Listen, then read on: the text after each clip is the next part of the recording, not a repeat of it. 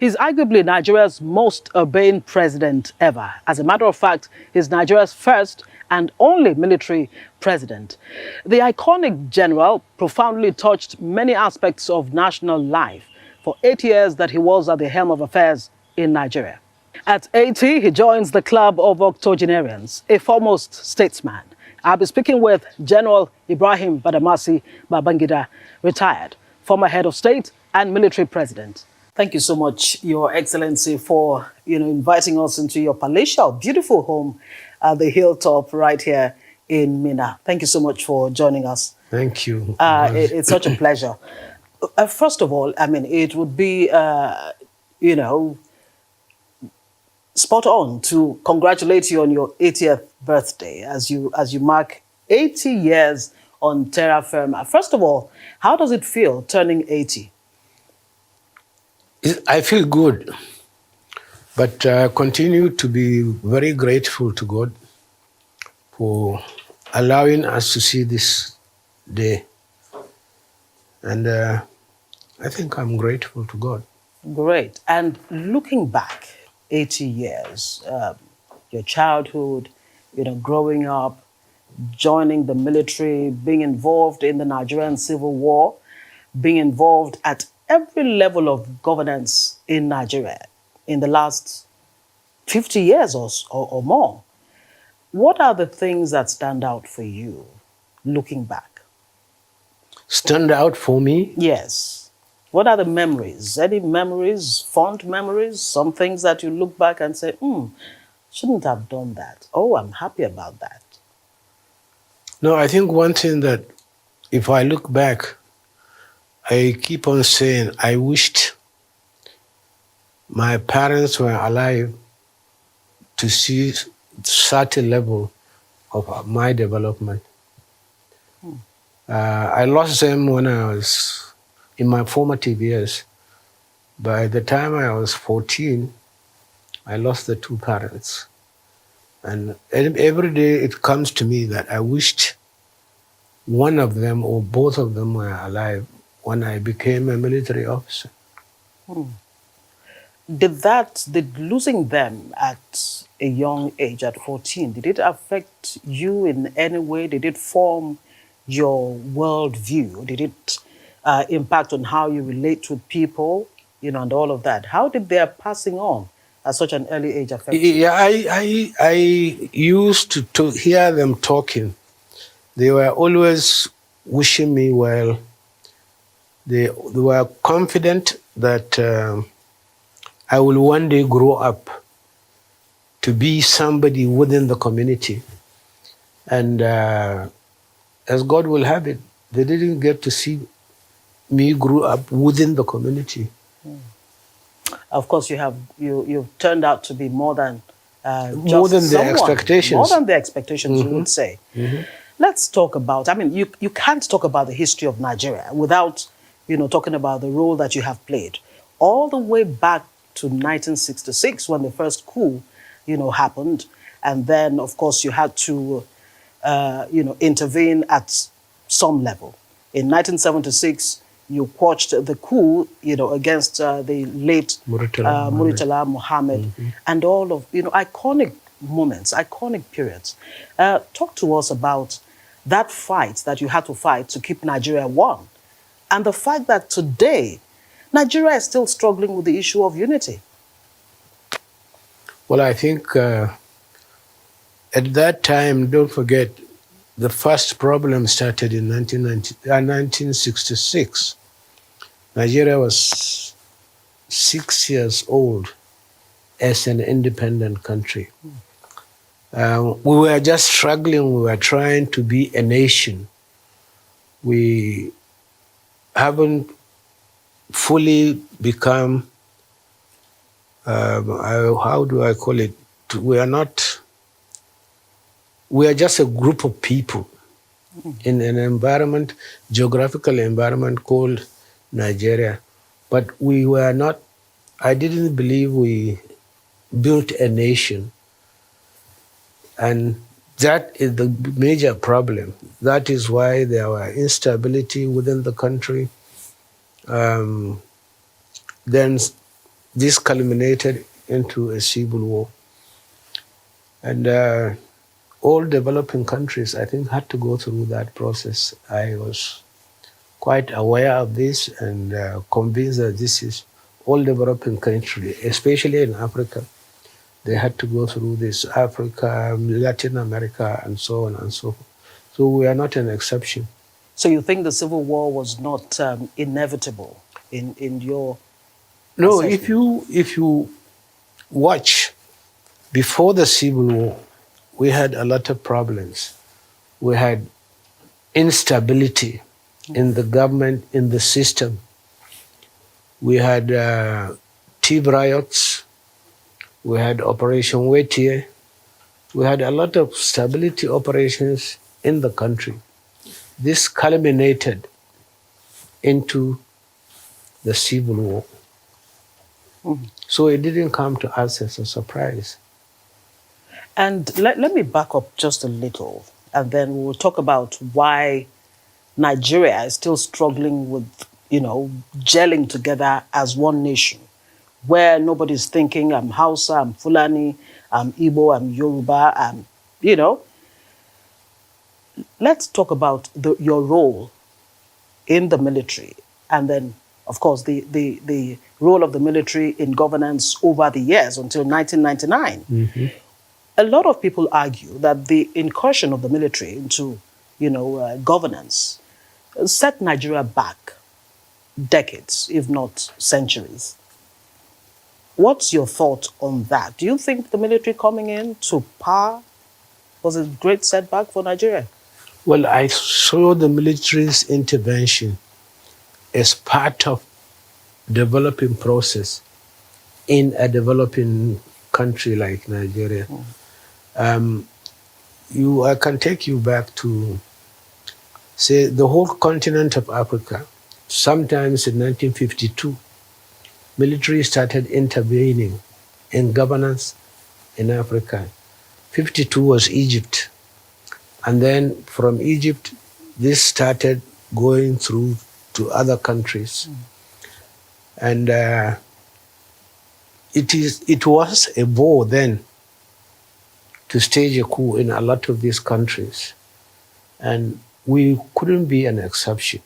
We had officers who were trained, officers who were highly educated, and following the events that were happening in other countries.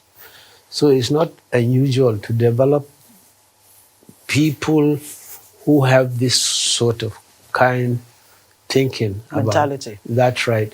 And I think we came in at the time that these things are happening throughout the world. Where they were acceptable. Yeah.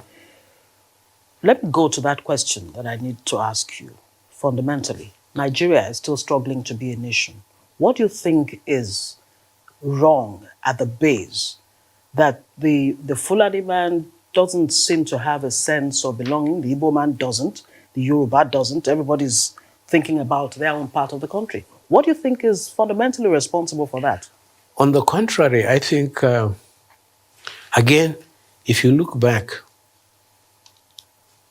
if you take a place like Baga, up in the northeast, the Igbo man, the Yoruba man travels up to Baga for trading. He lived very comfortable. He lived very well with the people around there. They do their normal trading and so on. Even politically, in Enugu, in the 50s, you had a Hausa man who was a mayor. If you go to Lagos, the same thing, you have Yorubas, Igbos, who are holding political appointments at local levels and live very well with the people.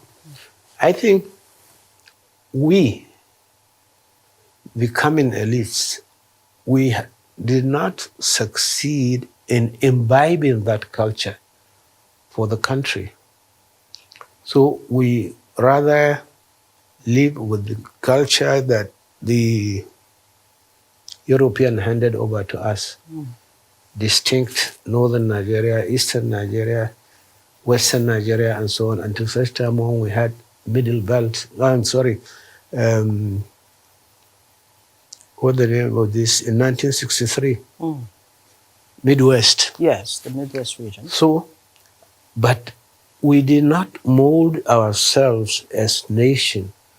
So I feel very strongly that was what happened.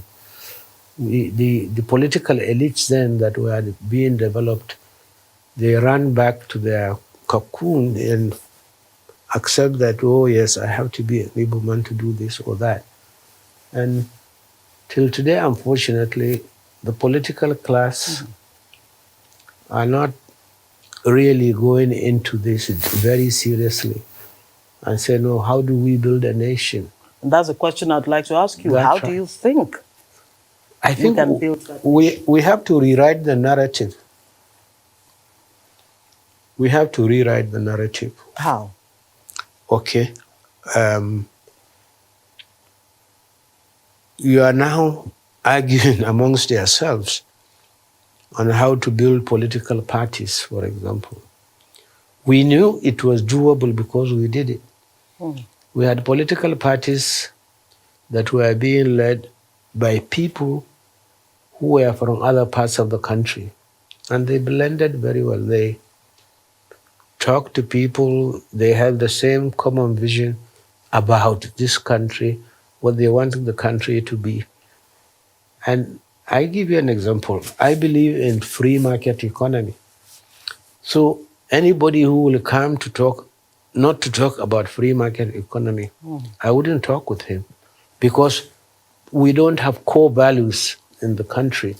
These are core values beyond which nobody is going to allow you to do anything. And the politicians, the elites, all, I think, we have to blame in this. So, Your Excellency, would you say then, based on what you have just said, that the tyranny of the elite is what has contributed, for example, to the security situation that Nigeria finds itself in right now? There's banditry, kidnapping, there's terrorism in the northeast, banditry in the northwest, secessionist sentiments in the southeast, even in the southwest, secessionist sentiments, banditry also, kidnapping all across the country. What do you think is a fundamental problem, and what is the way out of this vicious cycle of insecurity? I think the problem is leadership. There is a disconnect between the leadership and the followership. There is a disconnect. If there is no disconnect, when people relate with each other at various leadership levels and talk about the community, about the state, about the federation, then we wouldn't have problem whatsoever. We don't have core values in the country that everybody depends all the time. You defend that core value. You are a Nigerian, this is what you believe in, and anything short of that, you are not going to be, it is not going to be acceptable. I give you, when we were in the military, we talked about settled issues about Nigeria. The unity of Nigeria, as far as we were concerned, was a settled issue. Presidentialism was a settled issue. Market economy, free market, was not socialism, was a settled issue. The federation also is a settled issue. Nobody will come and say, Nigeria is no longer a federation or something. When you say settled issue, are you saying in another way that it's non-negotiable? Because that seems to have, that's the refrain. But some argue that it should be negotiable. No. That we should sit down at the table. If we decide to be one, then we stay one. If we still want to go our separate ways, why not? No, we decided to be one. How many years ago? About 50, 51 years ago. And we have been in that position for the last 51 years. Why should we keep on repeating? Let's sit down. You can have not less than 100 conferences in this country that Nigerians themselves sat down and talked about on how to remain one, how to work with the federating units in the country, how to operate locally, and so on and so forth. I think there are issues that we shouldn't be talking about them now, but rather, what should we be talking about now? We should be talking about how to encourage, how to strengthen what we have agreed in the last. If you agree we are going to be united Nigeria since 51 years ago, we should now be talking on how to strengthen that unity. If we are going to have a federating unit, we should now be talking about how we want to see our federation. If we want to talk about the local governments, whether they should have free fund, whether they should govern themselves, we should tell them, or we should be talking on how this could be achieved. Do you think something similar to the Politburo, which you set up, to give Nigerians the opportunity to explore some of the issues you're talking about? Do you think Nigeria needs something similar? We've had the 2014 National Conference and so many talk shops and that haven't not led I'm glad you used the word talk shop. That's what it is. You went to the shop, you talked, you came back home, abandoned it, and then somebody says, no, we need that conference. Again, it has been done. Political Bureau has laid down everything. But I think the tyranny of the elites is what is the main problem. So what's the way out? The way out, when I told you leadership, the leaders should understand Nigeria and Nigerians. So anybody who wants a position of leadership, you must be a person who will be able to use your intellect for the benefit. There are things you believe, either in Niger or whatever, and I want to lead the state. Fine. If you talk about, this is an agricultural state, agrarian state. My thought will be how to take advantage of that God-given situation. Yes. To better the well-being of the people. Do you think it's just a lack of understanding of Nigeria and Nigerians that's missing within the leadership, or just outright lack of love and care for Nigeria and Nigerians? Isn't that what, is possibly missing? From my experience, yes, Nigerians are very resilient people, very, very fertile-minded people. So if you want to lead them, you have to take a lot of things into consideration. They are very good. They are very resilient. They are very industrious. So how do I put all this together to achieve a common objective?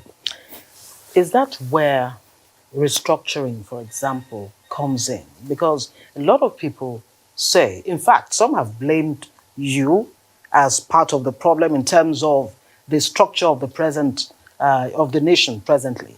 You created 11 states. If I'm wrong, please correct me. 11 states during your time as military president. And some say it further alienated the leadership from the followership, the leaders from the people. And you've been quoted as saying that the time to restructure Nigeria is now. If we say restructuring is the way to go, what manner of restructuring are we talking about? Should it be regionalism or what? No, it's amazingly interesting. If you check from my findings, restructuring means different thing to different people in this country. We don't have a common interpretation. That's the first basic problem that we are going to have. What does it mean? We haven't defined it.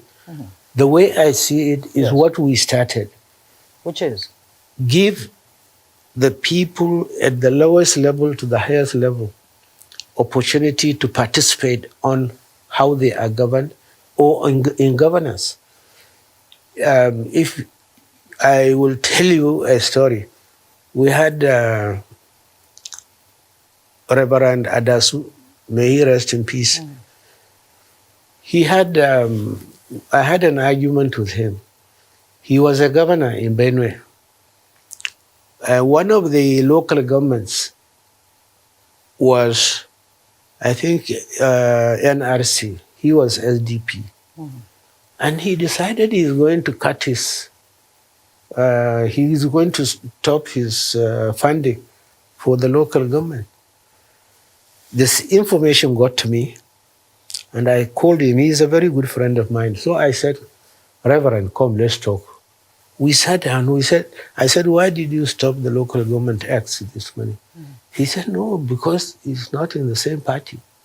Wow. I said, look, this man went around the local government, he campaigned, he told people, vote for me, I will provide this for you.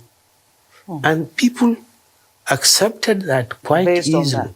Pledge on that. It's on that basis they voted for him. So why don't you give him his money? You hold him responsible. You promise them A, B, C, D. What have you achieved? Because you are on top, you should be able to. They are your people. You are their governor. No matter at that place, you have different political beliefs. Yes. He looked at me, he said, I should be a politician. I said, no, Reverend. I would rather be a reverend. As I said, we are very good friends. But this is the argument.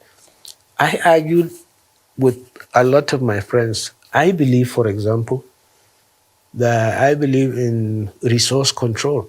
Okay. But mention it to a lot of people in this country, somebody will cut your head. Why are you talking? Why don't they want resource control? What do you think is responsible for that?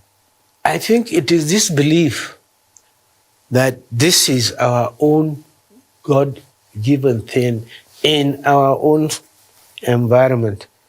I want my people to benefit from this. This is our own area. It's all this possessing thing. Let me explore that issue of local government that you just talked about. The current president, President Muhammadu Buhari, did sign Order 10, Executive Order 10. The governors frowned against it. I recall that during your term, you actually increased the allocation from 10% to 20%, if my memory serves me well. What are your thoughts on that? Don't you think governors at their level really should take a lot of responsibility for the way the local government situation is now? No, this is where your restructuring comes in. When at the state level, I want to see a situation where the governor is there. The Constitution defines his areas of responsibility. It defines his powers. So at the local government level, anything to do with governance, the state governor doesn't have to. But if it comes to something bigger, like during some disasters or whatever, the state can come in to help the local government and that sort of thing. And the laws are there. I saw somebody was talking about the concurrent list and exclusive list. Yes. That is something along that line.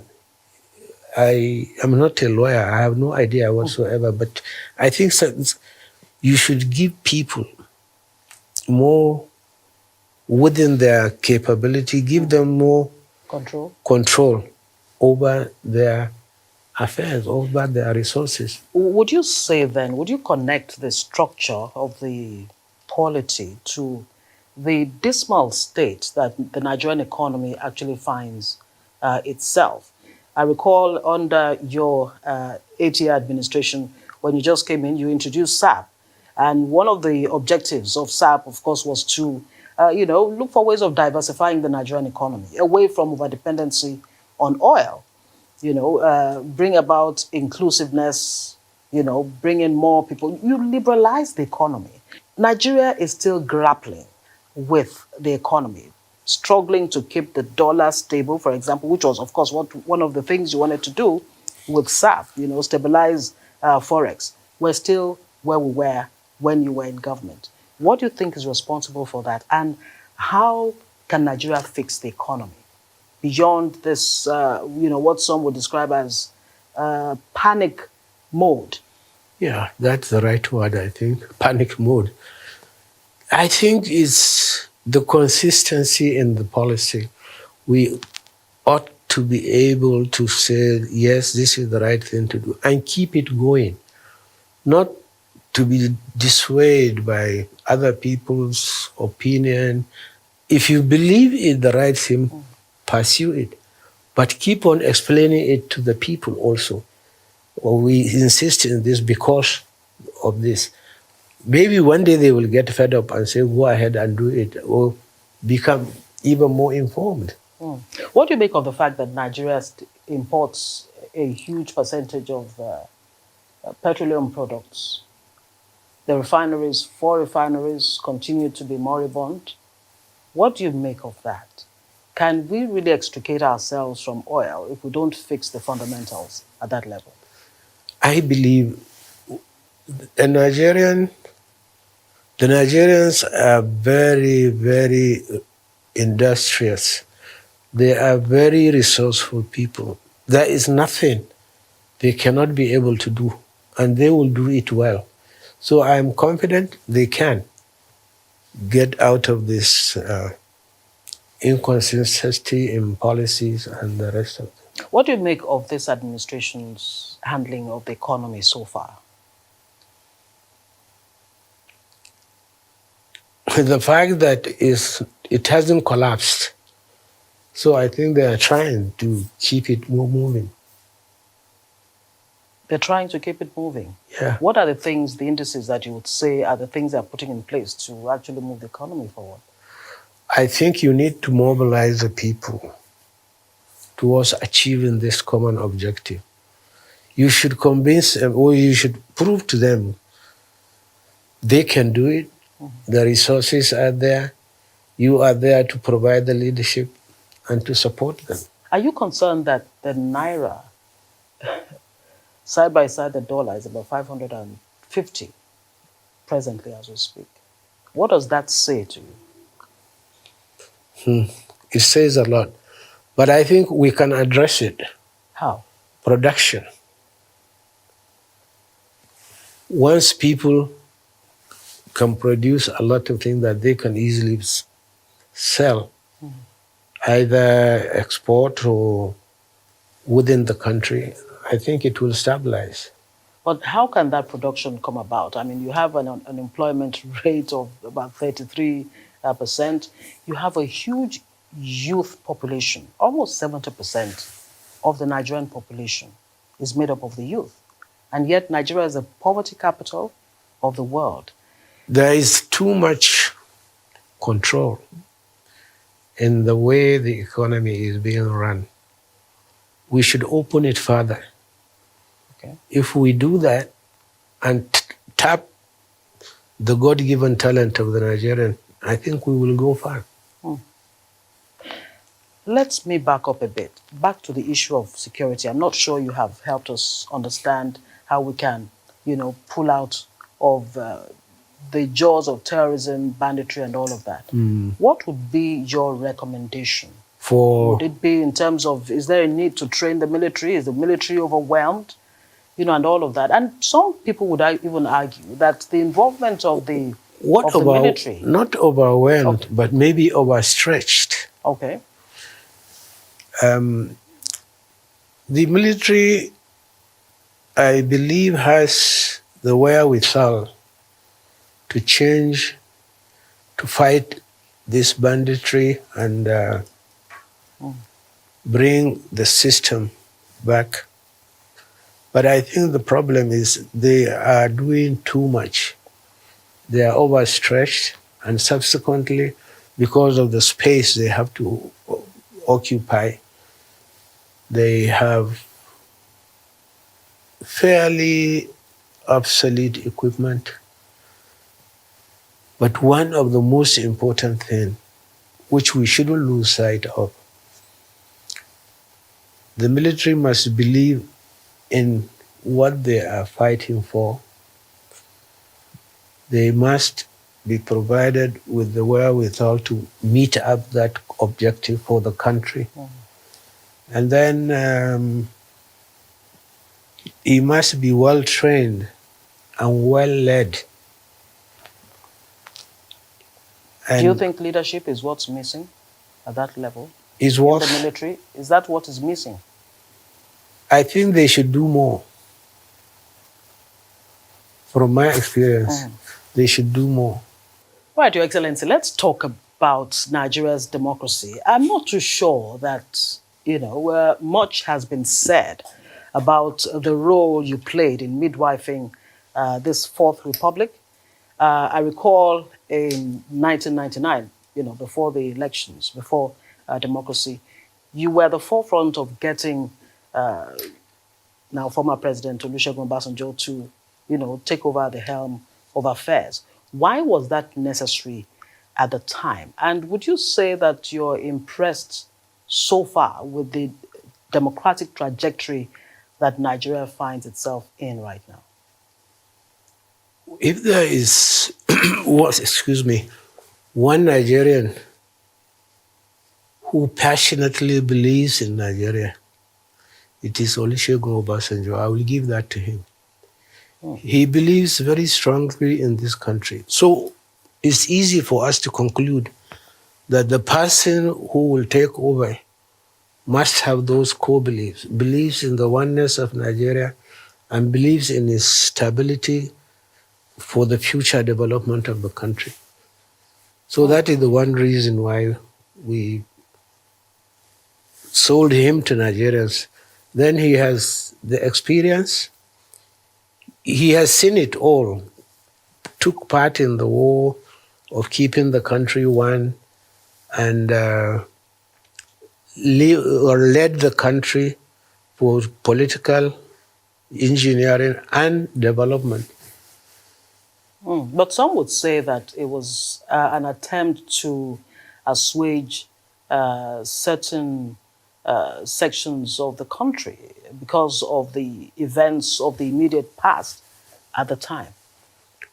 Well, I think... And the way of the class of 63, to which you belong, to continue to have a hold or grip on Nigeria. No, I think what was happening, we always believe the person who should run the country must have the following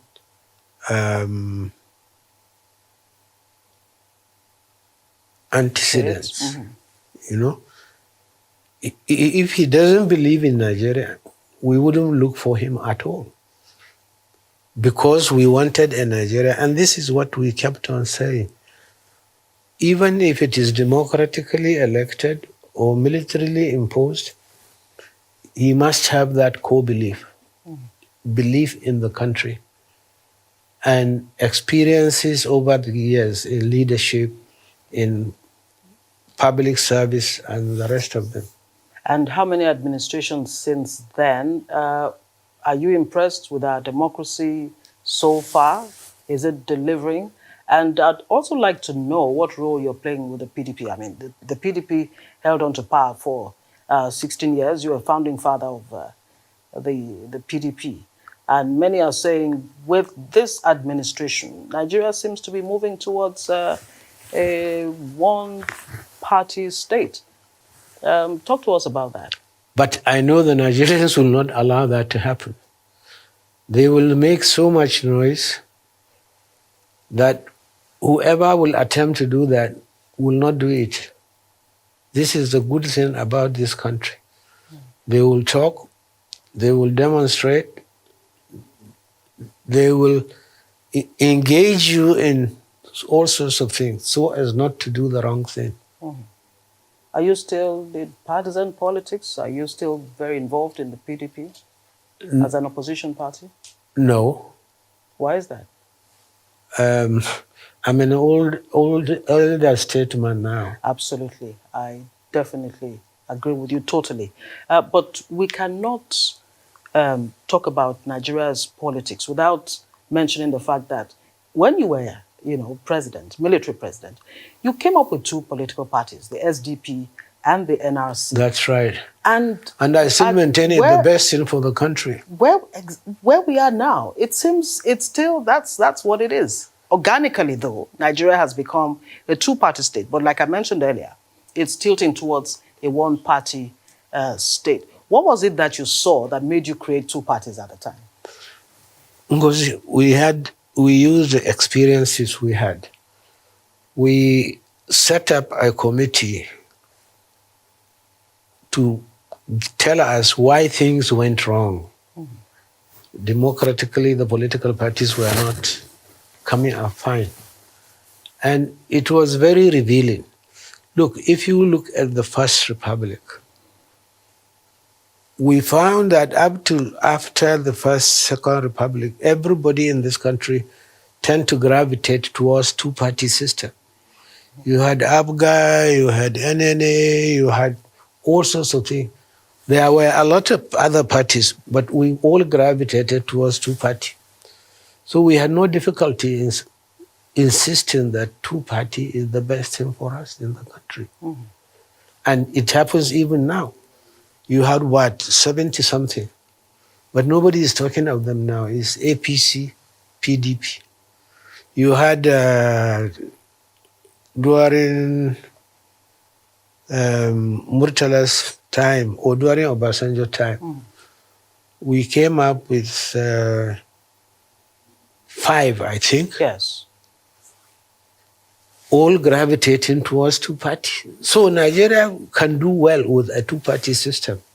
So we concluded that and settled. And this is a settled issue. Let's make a two-party system. So you're happy with the way it's evolving now organically. Let's talk about 2023, still a couple of years down the road. So much has been said about the need to give a sense of belonging to, every part of the country, including the Southeast. Many are saying, come 2023, because the perception is that the Southeast has not had a fair share of, being at the helm of affairs. What are your thoughts on the issue of power shifting to the Southeast, or the need for it to shift to the Southeast? Well, we have to make a choice.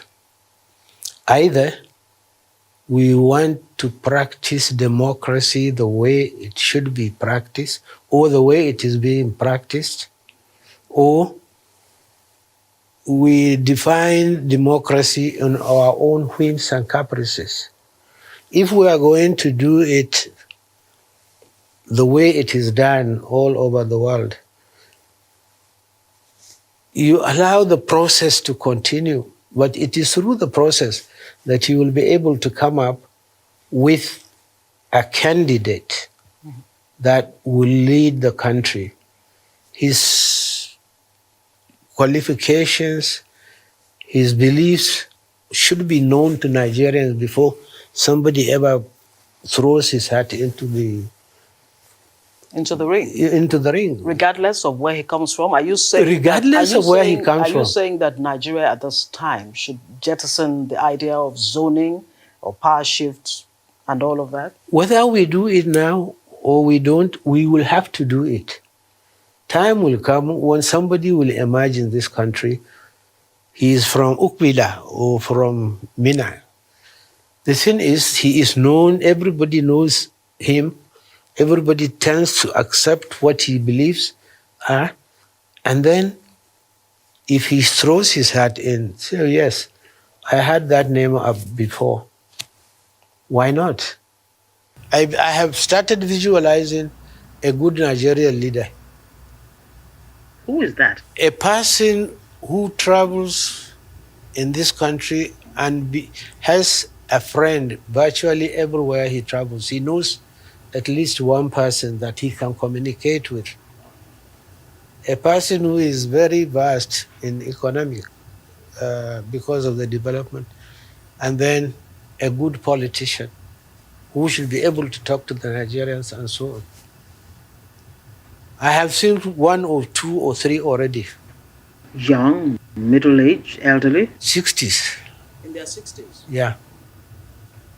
You think that person should emerge in 2023? I believe so, if we could get him. So what do you think about this irredentist secessionist sentiments coming not only from the southeast, but also from the southwest? There is a general situation with Nnamdi Kanu and Sunday Igboho, who have been championing the cause of their part of the country. Do you think it's a good thing? What are your thoughts about that? Well, my thoughts are,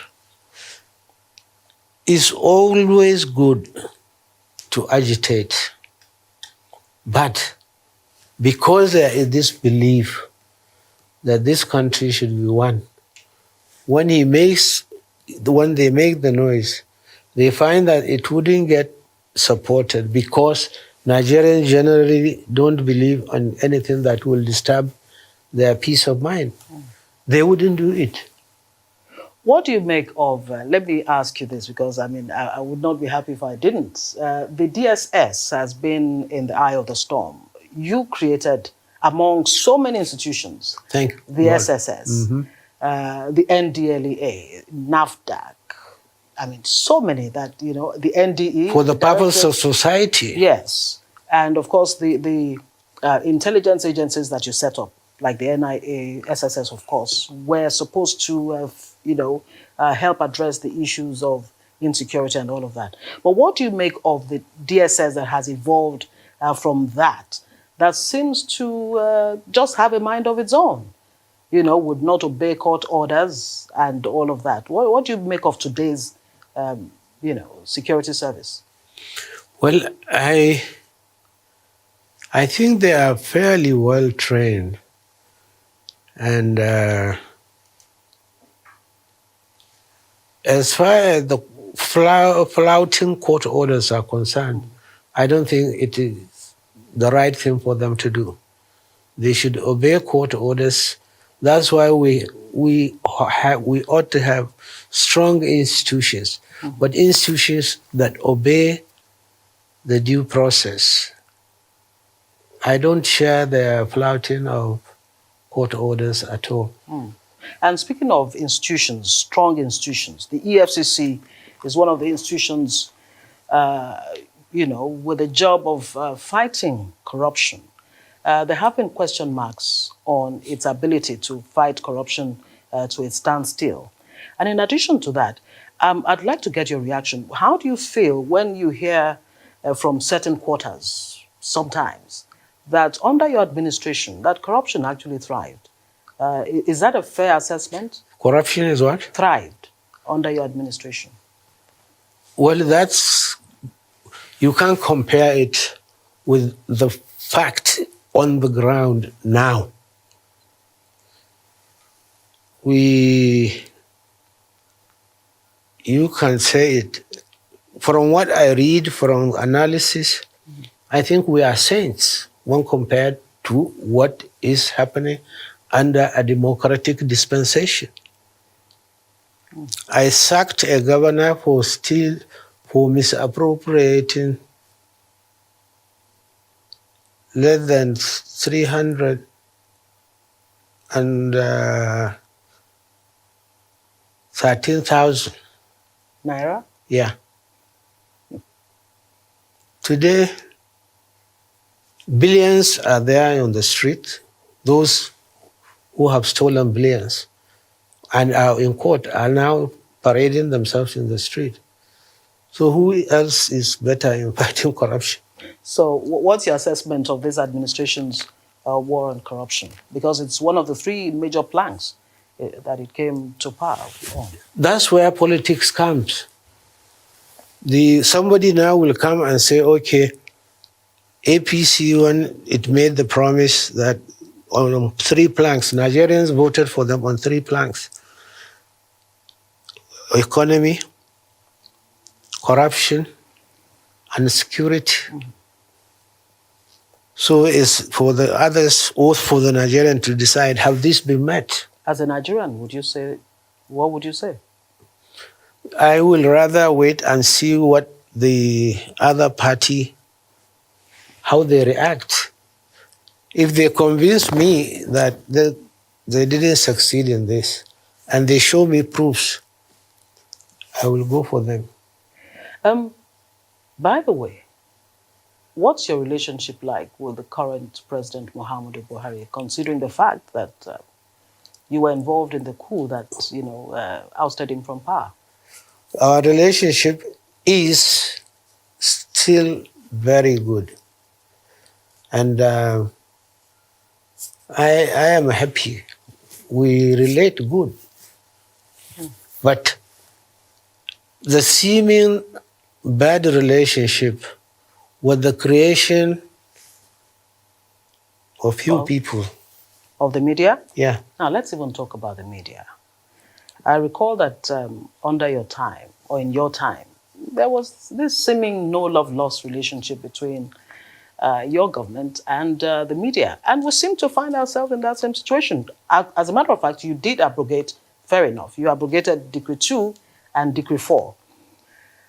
Today, the media is contending with another Decree 2, Decree 4 in another guise. There's a press council bill that, well, it's just been thrown out, but there are attempts to stifle the media, in the eye of the media, of course. What exactly is it about the media that makes governments fear the media? I didn't fear the media. I liberalize you, don't forget. Today you have private televisions, private newspapers, and so on. So I have no fear with the media. I believe they are an essential part of the society, and they should play their role for the society. I had no problem with the media whatsoever. But what do you make of the seeming clampdown or attempts to clamp down on the media under this administration? The media and the public will not allow that to happen. So it is even silly to start to think of clipping them. I said Nigerians are wonderful people. You cannot intimidate them.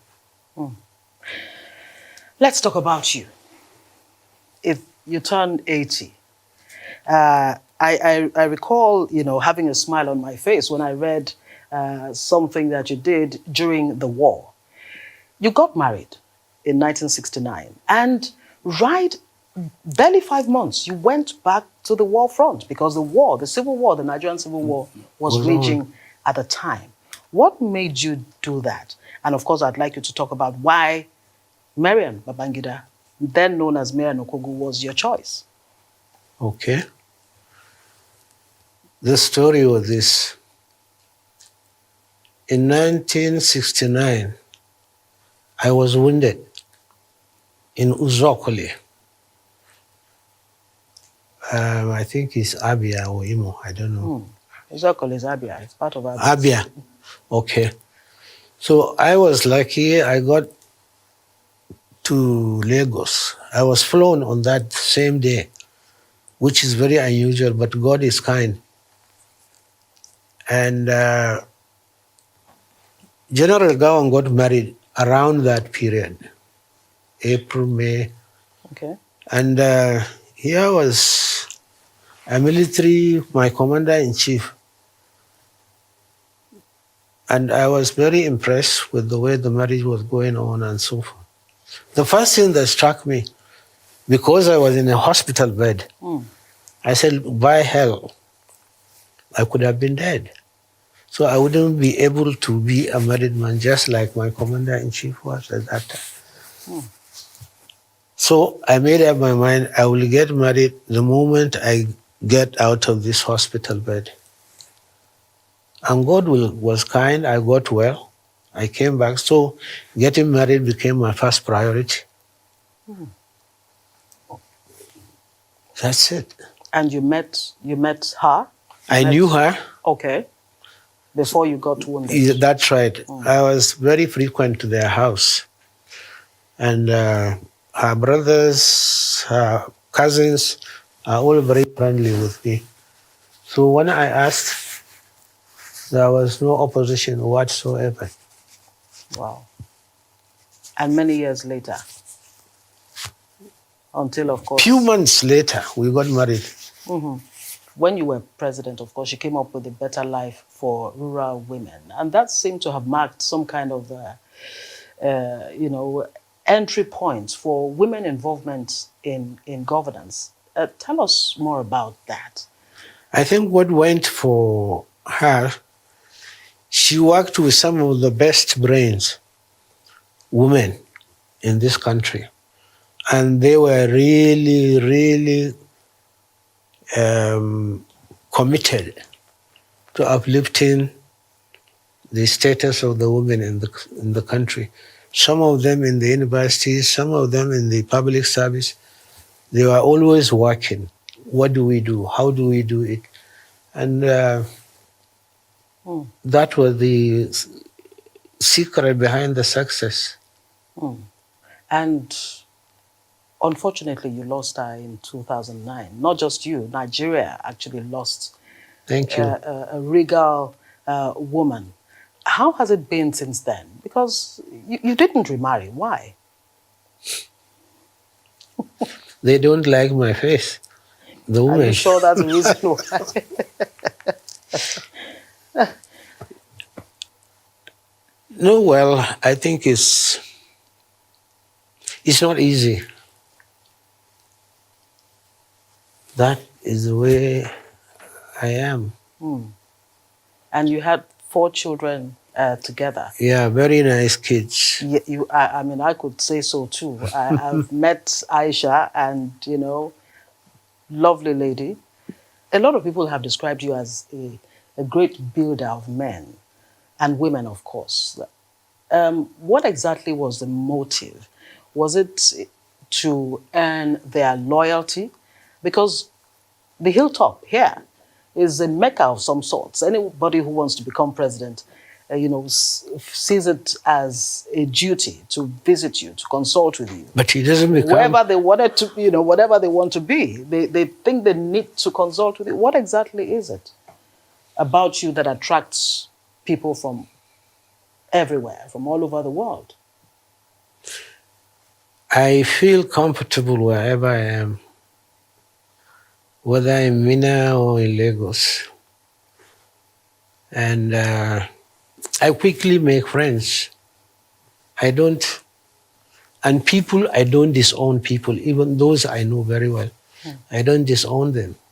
I stick with them. I think I will say that is the main reason. How would you like to be remembered? What would you say your legacy, is? And before we round up on this discussion, do you have any regrets, whether in terms of the role you played when you were president? Have you had closure on some of those things that seem to be a dark shadow over the great achievements, that you scored under your presidency for 8 years? What are those?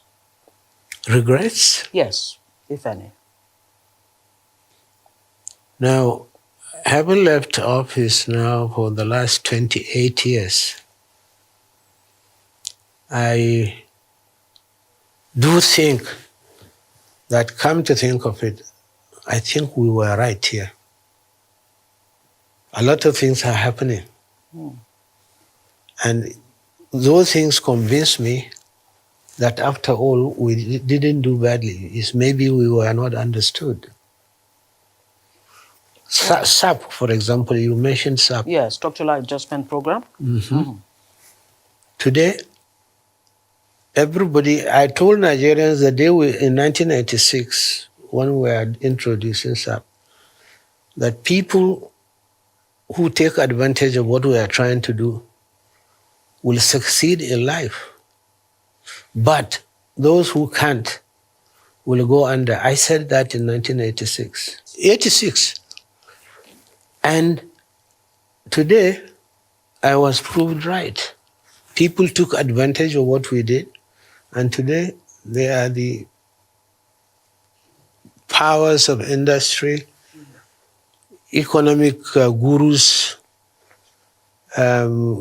They provided they were provided an environment to say what you want, when you want, how you want it, and you don't get shot or locked up in the prison.